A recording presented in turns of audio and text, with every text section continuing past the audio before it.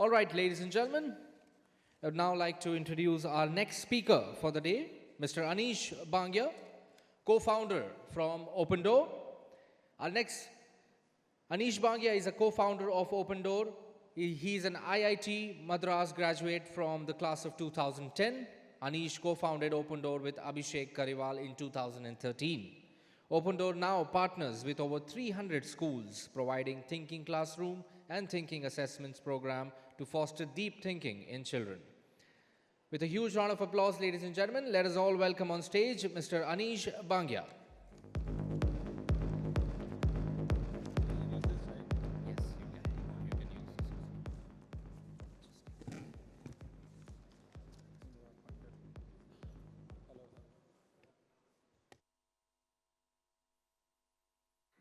Hello. Hello. So good afternoon, everybody. My name is Aneesh. I represent OpenDoor. Has anybody here heard about OpenDoor? Okay, some of you have, some of you are using OpenDoor at their schools. I'm going to talk about two very interesting programs that we offer to schools. One is called Thinking Classroom and the other is called Thinking Assessments. Just some introduction about me. I and Abhishek had started OpenDoor in 2013 after we had graduated from IIT Madras. Today we work with around 300 schools and we're helping teachers in making students think. And we also are collaborating with IIT Gandhinagar. We are doing a lot of research on critical thinking. But while I start, I want to begin with a story. So recently, one of the principals of a school had invited me to observe one of her classrooms. And the teacher was a science teacher who was teaching force on that day. So I was sitting at the back observing the classroom. And I saw that the teacher started teaching the topic of force with a lot of enthusiasm. She explained what is force. She gave a lot of examples of force. She even showed a nice video explaining what force is. Then she went about to explain how force is acting around the world, around us, how chair applies a force, how floor applies a force. And then after that, she asked a question to her class. And then as soon as she asked the question to her class, I saw that the first child at the front bench raised his hands and gave away the answer. And I didn't like it because the other students were just about to think. The other students were just beginning to think, but they stopped thinking. Then the teacher taught again. She taught very well. She explained very well. And then she again chose to ask a question. She asked a question, and as soon as the students were about to think, the teacher could not resist herself, and then she gave away the answer. I could clearly see that the teacher was trying to teach very well, but no thinking was happening in that classroom because teacher was just focused on explaining very well, or she was not giving enough time to think. Has anybody here heard about a concept called wait time? So the wait time is a concept in teaching that can really change your teaching forever. Wait time is the time that teachers give to children after asking a question and before the answer is revealed in the classroom. Do you know how much does research say that teachers give as wait time in a class on an average? So when teachers ask a question, how much time do you think is the pause of silence before the answer is announced in a classroom? Some research has been conducted on this. How much do you think? Can you take a guess? How much is the wait time on an average? How many minutes, seconds? How many? 5 seconds? So if a question is asked, then tick, tick, tick, tick, tick. Do you think that is right? Or any other answers on this? See, I've already given 10, 20 seconds. So this itself is very awkward for me. The research in 1970s that was conducted showed that teachers give less than 1 second to children to think. Most of the times, teachers are explaining so well that they don't even ask questions. And even when questions are asked, there is no time given to children to think. And then children grow up 20 years later, 15 years later, 25 years later, and these extraordinary thinkers who had the potential to think, they stop thinking. And many of them grow up like me, many others, they grow up to become average product designers, average journalists, average authors, average sports person even. The answer is in our childhoods. So the habit of thinking can be formed in our classroom if we ask good questions and if we give students the time to think. So OpenDoor offers two programs to schools. One is thinking assessments and thinking classroom, and both provide teachers great opportunities to make students think. So I'm going to show you some examples of that. Do you know what this picture is? This picture is the image of a car engine. So that's not my question. My question is, how many engines do you think are there in the human body? Every car has one engine. All of you came in a car, I suppose. That car has one engine. How many engines do you think are there in our human body? While you're thinking about it, I will not disturb your wait time, but I will only say that the job of the engine in a car is to burn the fuel and create energy for the vehicle to run. I assume you had some food lately.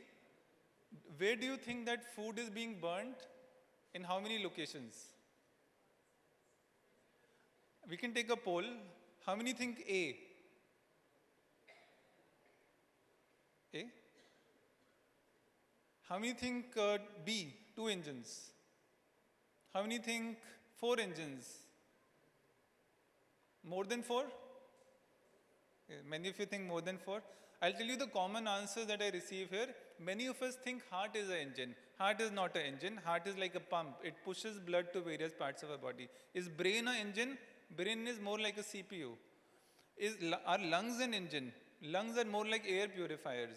Is stomach, is intestines, are these engines? They are not engines because they only digest the food. In digestion, energy is not released. Very interestingly, we have 37 trillion engines in our body. So many engines. Because these engines are located inside each of your cell at a place called mitochondria. So when teachers teach about mitochondria, typically they just say mitochondria is the powerhouse of the cell, or even in assessments the question would be mitochondria is the dash of the cell. But when we design this kind of a question, it makes students think and appreciate the process of respiration. So the questions that we design in our assessments that we offer to schools or in our workbooks that we offer to schools, they focus on the feeling of wow in children, on thinking, and in uncovering some misconceptions. I want to discuss a question on just a simple topic of air in grade 4.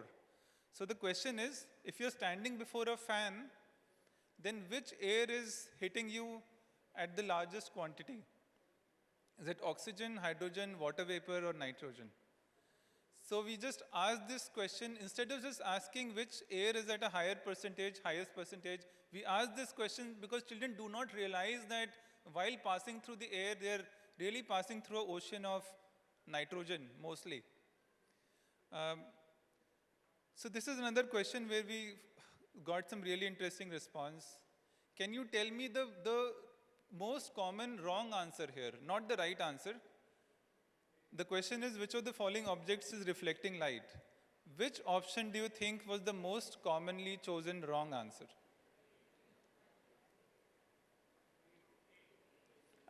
Okay, how many think A? So A is correct here. Many children, while the answer is that both mirror and chair reflect light, many children thought that mirror being a shiny and polished surface reflects light. And that gave the opportunity to teachers to again explain about irregular reflection.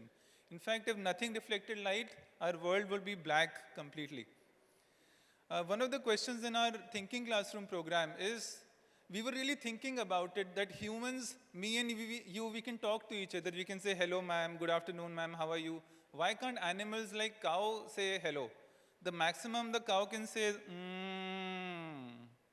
that's all.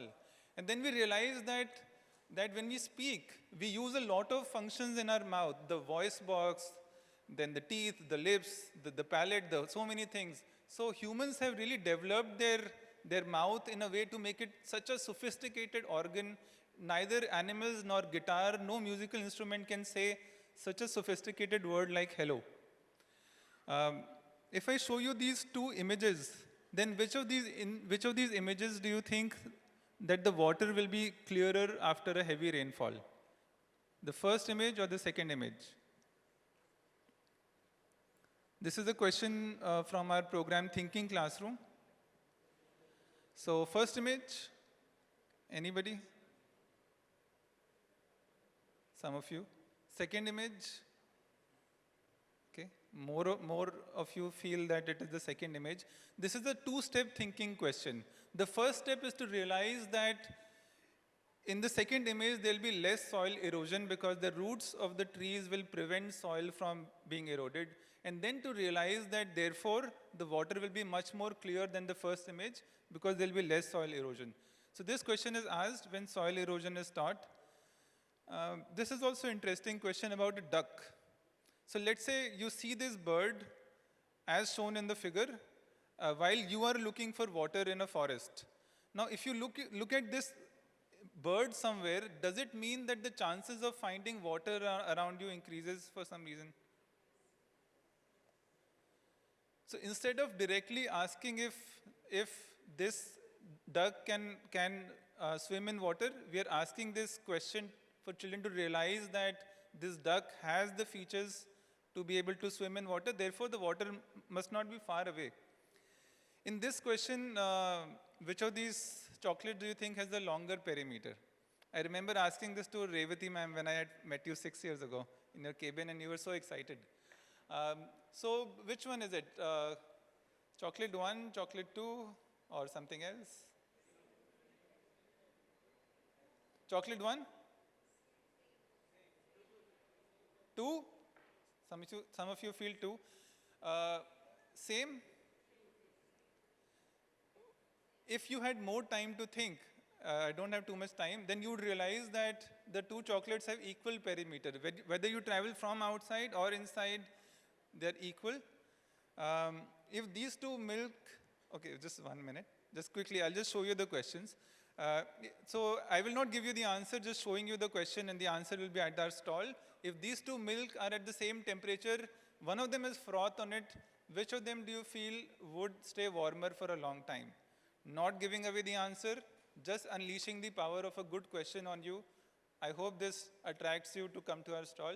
And my last question is about a girl who's standing between two gardens, a hot rose garden and a cold jasmine garden. And all that we're asking is, what will the girl smell? Rose?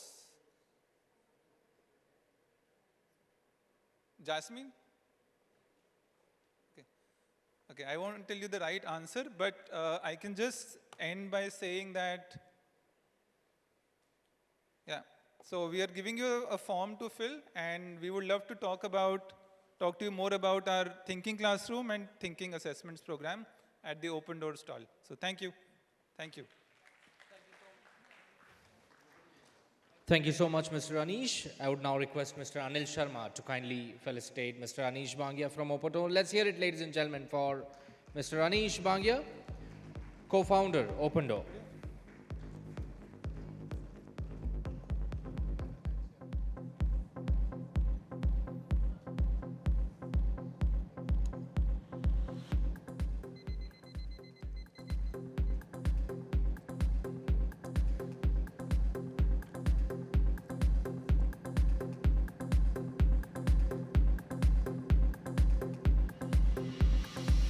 Thank you so much, Mr. Anil. Thank you so much, Mr. Anish.